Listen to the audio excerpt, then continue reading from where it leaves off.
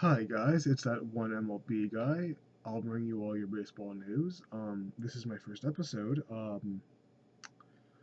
I figured why not, do something like this because I love baseball. I'm sure a ton of other people do, and I figured, well, some other people might do this, so give it a shot.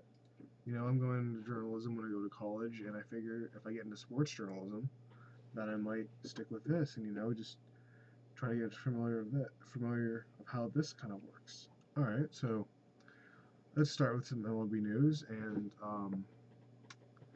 the Indians. What a tear they're off to. Really, I just 26-15. Wow, considering where they were this time last year, yikes! It's surprising to see a team just rebound like that. But I mean, when you have solid pitching, that's always a key factor. You have guys like Justin Masterson has been absolutely brilliant. Just pitched a game, got a loss against the White Sox, but he only allowed one run. I mean, that's not really saying much about your offense, but then again, the offense has just been red hot, though, considering the bats of Carlos Santana, Grady Sizemore, even though he's out, and Sin Chu, Jack Hanahan, and Travis Hafter, who's also placed on the DL today with a muscle strain. But yeah, I mean, these Indians, what a terror. Just Cleveland fans have just got to be ecstatic about this. And a lot of people question it, saying, how long can they last? How far will they go? And I don't think it's really a question of how far the Indians will go as to whether or not how the other teams in their division play in the AL Central. Because you look at teams like the Twins, who their starting pitching is a little bit shaky. You have Scott Baker, you have Carl Pavano, and then you have their ace Liriano, of course, who just threw a no-hitter. And then you look at their offense. Michael Kadyr's a little shaky. Joe Mauer's out. We don't know how long he's going to be out for. Tsuyoshi Nishioka, the Japanese second baseman who came over, broke his leg and don't know how long he'll be gone still. But he looked like he was going to be a promising value for the Twins. Morneau's back. That's a good sign for them. But then you also look at other teams like the Tigers, who their offense is a bit only reliant on Miguel Cabrera and Magglio Ordonez, and sometimes even Brandon Inge.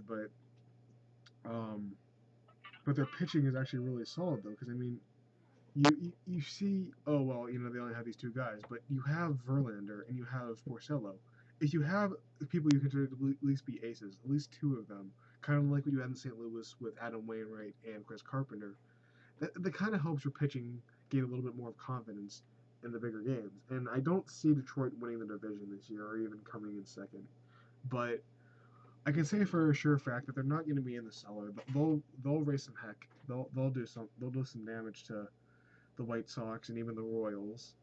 But yeah, it's really a toss up in the AL Central. Okay, something I've been wanting to project out and tell people is my opinions of what the Yankees should do with Phil Hughes. Now, for those of you who don't know, Phil Hughes went on the DL in April for what he considered to have a dead arm.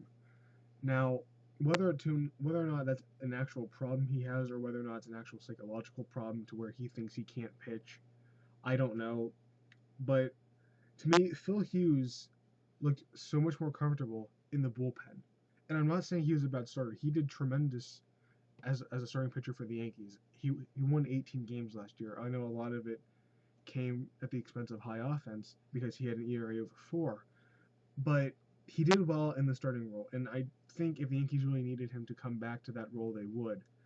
But you need somebody who can prep Mariano Rivera's role, just like when Rivera was going into that role after Wetland had retired. You need somebody in that role. Now, whether or not they'll bring up somebody from their farm league, I don't know. Maybe they could use Robertson or Logan for the time being. But if you want somebody to be a solid closer, I think you could try to prep Phil Hughes for that because Joe Chamberlain just does not cut it. He's just too nervous. I think the Yankees really should stick with trying to build that bullpen because Soriano, I don't know, it was really worth the $35 million they got him for. because he did nothing but give up runs. Sure, the first few weeks he was fine, but he started to explode and couldn't do anything, and now he's hurt. And looking at the NL, you look at teams like the Rockies, and a lot of people think, well, the Rockies, they had their 2007 season where they made the World Series and lost, and sure, that's true. But when you have people like Troy Tulowitzki, and you have people like Carlos Gonzalez who provide that offense that you really need to kickstart your team, it really is amazing because it feeds on to other players. I mean, Todd Helton's obviously a 17-year veteran for the Rockies, and then you look at their pitching, and you have three solid starters. You have Ubaldo Jimenez, obviously a great starter. He's having a little shaky time right now, but he'll improve. Jorge De La Rosa, and Jolis Chasson. And it's just, I think a lot of people don't give Colorado the credit they deserve because they have a really solid team. And it really doesn't seem like a lot of people think, oh, well, they're going to win. It's going to be the Giants again. And I'm not saying the Giants can't do it. I think the Giants could win that division. I think it'll be an absolute tie between the Giants and the Rockies till the end because I just don't see the Padres coming up there anymore. The Dodgers don't really have much of anything. And the Diamondbacks, well, they're kind of in the same boat. Well, what we can say about the Giants, though, is that Tim Lincecum is obviously one of the most dominant starters in baseball, next to guys like Roy Halladay and CC Sabathia and Josh Johnson and Justin Verlander and Felix Hernandez. But Tim Lincecum he has that, what do I want to say, that vibe about him that, yeah, he might have a bad start or two, but he's going to rebound, and he's going to rebound tremendously. You look at his August last year, how he didn't win a game. But then you look at his September on through when they won the World Series. He was absolutely lights out. And Matt Cain will come around. Madison Bumgarner just won his first game, and I think, he's 1-6 right now, but hey, his ERA is below 4. His losses aren't really becoming because of him. And then you have Ryan Vogelsong, who's also stepping it up in that role to take over Barry Zito's spot. And I think the Giants also, deserve some more credit for what they've been doing.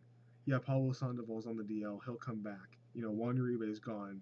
Edgar Renteria is gone. But they have guys to fill those roles. They got Miguel Tejada. They have Cody Ross in the outfield. They have Aubrey Huff. They have Brandon Belt. They have Buster Posey. They have a lot of talent on that team. And like the Rockies, they have a lot of potential. And also, last thing I want to do is throw my condolences out to the family of Harmon Killebrew and how he lost his battle with esophageal cancer. And my thoughts go out to his family because anybody who dies from cancer it's a tragic loss. And to see somebody like the Hall of Famer Harmon Killebrew is just sad. It's just a good guy like him, just a hero to not only the Twins organization but to baseball, and to have him pass away, and it's sad. So, all right, so this wraps up the first episode. I know it was kind of all over the place, really, but I'll see what I can do with this. Maybe it'll go somewhere. I don't know.